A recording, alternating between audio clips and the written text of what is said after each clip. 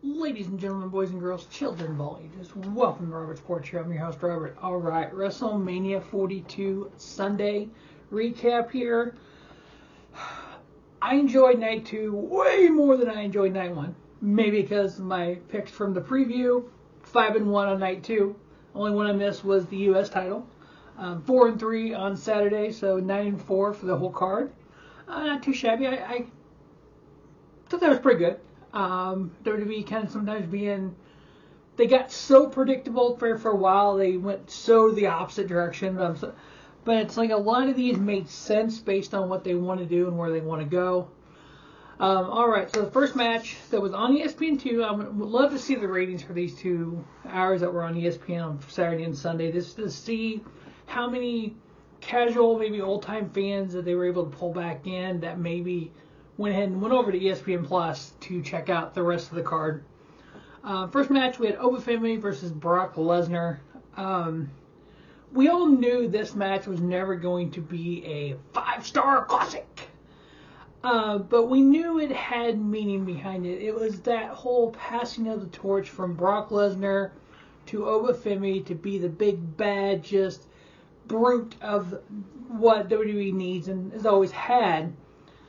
Brock took it to Oba at first, and I love how Oba at first was just kind of like shrugging him off, and Brock was like losing his mind, not knowing what to do, and you had the Paul Heyman's part, he was like just didn't know, nobody knew what to do, they can't figure this out, we gotta come with a new game plan, oh my god, this guy's bigger than we thought, and I just love the panic you saw in Paul Heyman's face, and how Brock sold a lot of that, and then when Brock would do something, Oba would kind of, and then Oba come at him, and Brock was like, holy crap, this guy is, and they had that kind of brute battle, and then toward the end there, when you had Brock hit the F5, and Oba didn't pop right back up, so I think some people were expecting that, and then he got to his knees, and he sat there, and he gradually got back up, and then he was able to okay, and then hit his move and get the victory.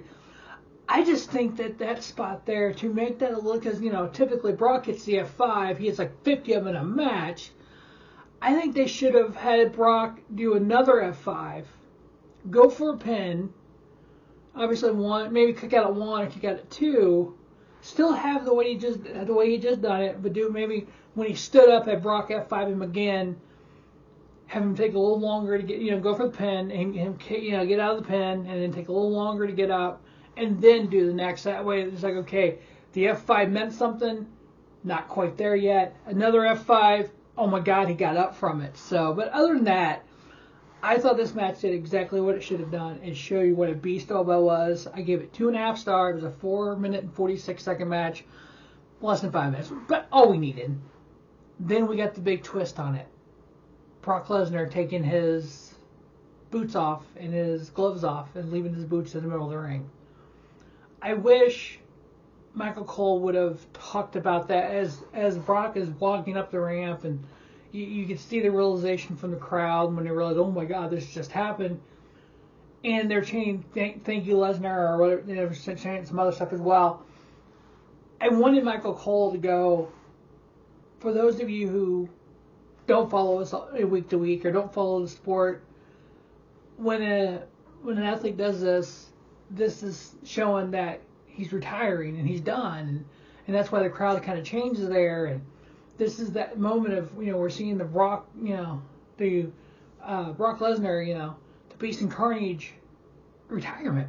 This was his last match, and it's kind of shown how big the moment was for people who didn't know. Other than that, what we needed. We transitioned the big man from Brock Lesnar to Femi. Next up, the WWE Intercontinental title in a 6-pack ladder match. This is basically what I fully expected. You had Penta, who can do the high flying, can do the power as well. You have Dragon Lee and Jade, McDonagh and John Evans and Rey Mysterio, kind of the high flyers. And you have Rusev as the brute. And you kind of need those different styles in a match like this. So when you have the push the ladder over with 2 guys on it, Rusev being the big guy, he can do that spot. You can have John Evans, because that boy is bouncy. You can have him flying off the top rope and leaning through shit and doing this and doing that, and then dragging Lee the same way. And you had the typical ladder spots that we see. You had the ladder across between the announce table and the ring, and you had the ladders in the ring, and they use the ladders as weapons, but you also had a little bit of wrestling without the ladder, which is what a true good ladder match needs. If you go back to WrestleMania 10, that match was an Intercontinental title match. The ladder was in the background. Some ladder matches, the ladder is it. But this had some other stuff as well.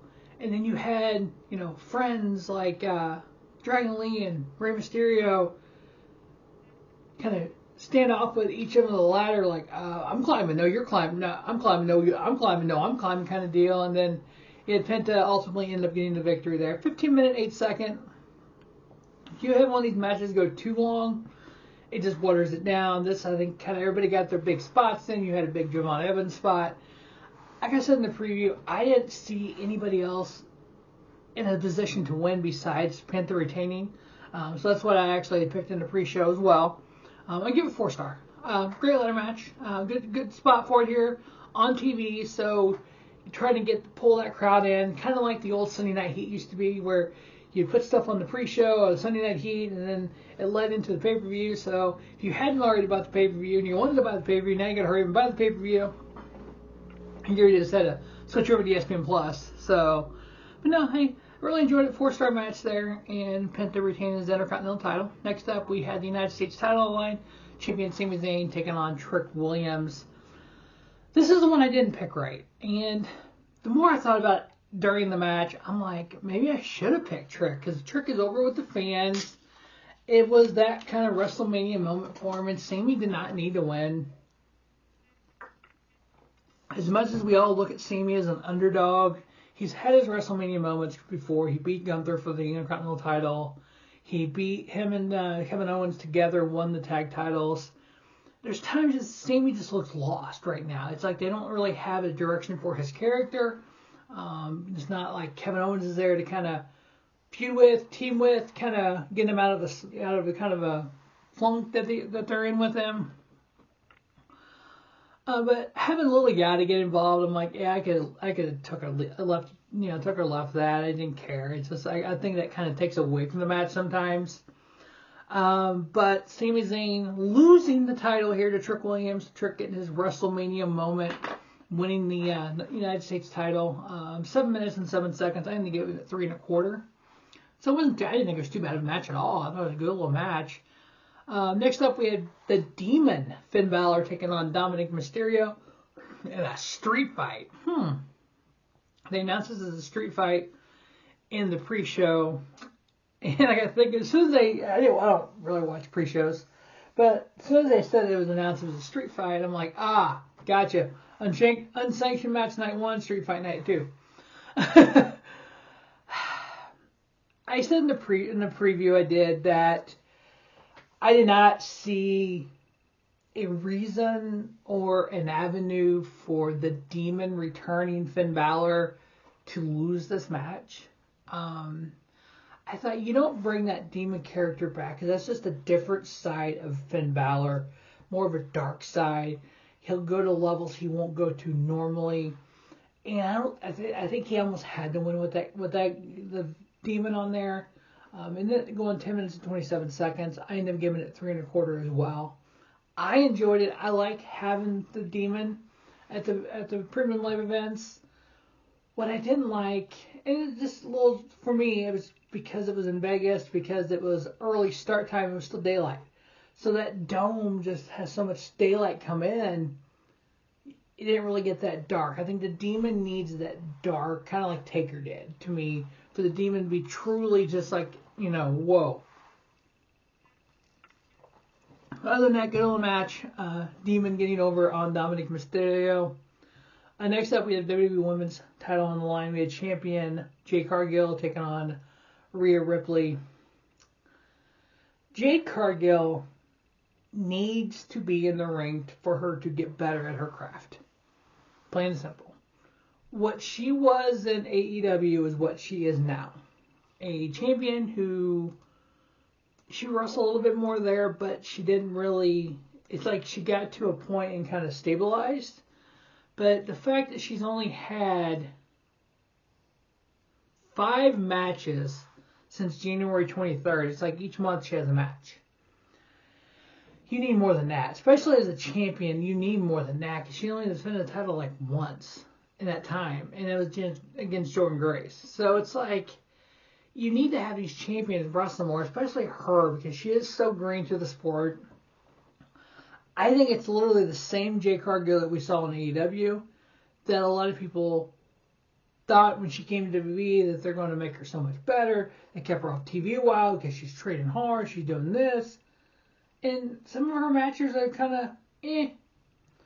You know, Rhea Ripley is one of the top 5 women's wrestlers in 2026, in my opinion.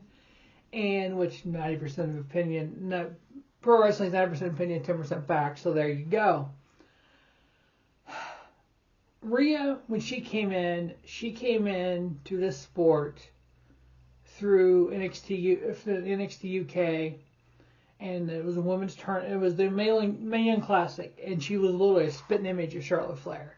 She was able to morph herself into what we have today in Rhea Ripley, and I liked that. And I kind of had a feeling they were going to take the title off Jade and kind of reset there, just like with Stephanie McCure. They took the title off her, gave it to Liv Morgan.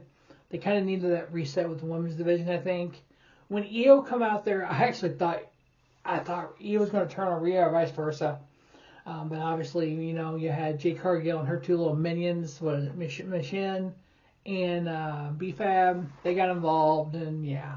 At that point, I'm like, oh, this is going to suck. She wins the title this way, or retains, but she didn't, thankfully. So, but Rhea Ripley, your new WWE Women's Champion, I give it 2 3/4 star. Then we get to, I don't think we have Jade Cargill as a WWE Women's Champion in her 3rd WrestleMania, if not for AEW. Here's why I say that. She had a tryout with WWE prior to her going to AEW.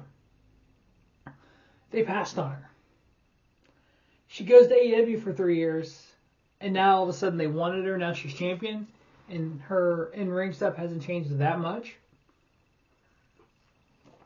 So yeah, I think there was a little bit more to that signing. But anyway, but that actually follows me to the next point here. There are several wrestlers, Jade Cargill, Paige, her return on night 1 on Saturday night, CM Punk's return.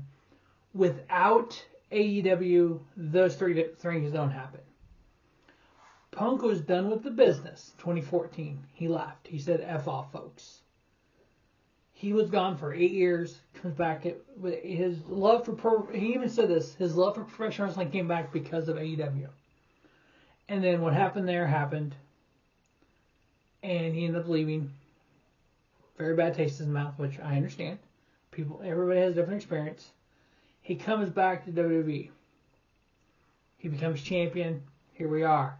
Main event of WrestleMania. CM Punk defending his title versus the one and only Roman Reigns, the OTC. What a match this was. What a story this match told, in my opinion. This was literally the best in the world versus the OTC. This is everything that the world title match should be at Mania. These guys told a story in the ring. They told, obviously, building up to it. They told a story out of the ring. What they did in the ring to each other. The way they wrestled. I think it all kind of fed into that where, you know, Punk is the best in the world. Roman Reigns is the new Mr. WrestleMania. I mean, obviously 7 straight main events, 8 straight main events does that for you. But a couple times when they were going for pinfalls and got a few false finishes, it's like you kind of was like, I personally was going back and forth. I'm like, I thought Roman was winning, and I'm like, oh shit, Punk's gonna win. Oh shit, maybe Roman wins. Maybe Punk wins. Yeah, I spent basically 33 minutes, 56 seconds, how long this match was doing that. It's like, but at the end of the day, Roman Reigns was able to beat CM Punk. I didn't need the whole shit with Pat McAfee, before this match, all shit with Danhausen and all that shit going on. Oh my God, that was just hard to watch. We did not need Danhausen and all the mini Danhausens coming out for the match. I think that killed the crowd. Killed me watching it. Good God. Yeah. Miz, Cena, fucking Danhausen. I mean, come on. Danhausen built himself up in the Indies, so why not? I mean, but you know. But no, the Roman Reigns CM Punk match, I gave it 4.5. I was very pleased with that match. I thought it came out pretty good. I do want to see what's next for Punk. I know it took me a long time to come around to Punk being back in WWE. I think just the way he came back with AEW and the way he left AEW kind of put a bad taste in my mouth. He was champion 169 days, and the vast majority of that I wasn't a fan of him. But I used to be a fan of Punk. There is a 2010 Elimination Chamber. If you find it on streaming, during Punk's chamber, you will hear sucks. Sucks. Because there was two people in the crowd with CM Punk signs, the only two people with CM Punk signs, that were chanting, CM Punk! CM Punk! And when Punk came out, he's looking straight at the ring. He turns his head and he kind of smirks because he saw those two CM Punk signs. One said straight edge, what was it? Straight edge savior or something like that. And the other one was said spell out Punk or CM Punk. And it was like second or whatever it was. And like second city saint, this, that, and yeah, the Ring of Honor was on there. It was, and all the letters in the middle came out to be Ring of Honor. It's actually my sign. That's 2010. I don't remember 15 years ago a sign I made. But yeah, it was like me and J-Man were the only two Punk fans with signs in that arena that night. And if you go watch it on video, you can faintly hear sucks as we're chanting CM Punk. And thought there was one spot early on that you can hear CM Punk. That's when he did the pipe bomb in the chamber. When he eliminated somebody, he started cutting a promo, and then he goes to the chamber to cut some. It's the same one that Undertaker got basically lit on fire on a pyro, and some dude probably got fired over that. So yeah, you should go back and watch it. You'll hear that, and it's me and J-Man. So I've been a Punk fan forever, and that's the point. I've been a Punk fan. I just haven't been when he came back. It took me a little bit to come back to him, and then he loses the title. I'm like, oh crap, okay. Wasn't really a Roman fan, but you know what? I want to see where they go with this. Do they get the whole bloodline back together? Do they bring Zilla 2 in? Do they bring Lance Noya in? What do they do with this now? Where do we go with Roman Reigns as your WWE World Heavyweight title? Does he hold it for 1,300 days again? Rhea Ripley, your new WWE Women's title. Where do we go with that? Who's the first defender? Does Jade Cargill get a rematch at Backlash and win the title back? Trick, we know he's probably going to do the open challenges for the U.S. title, which I think will be fun as hell. I would love to see what he's going to do with that. So we got a lot going on with Raw tonight and then coming up, and then storylines in the next few weeks. But that is the WWE WrestleMania 42 recap. From the independent scene to the main event of WrestleMania, covered it all right here on Robert Sports Show. Don't just have a great day. Have a spiffy day. Robert Sports Show, your YouTube leader in sports channel content.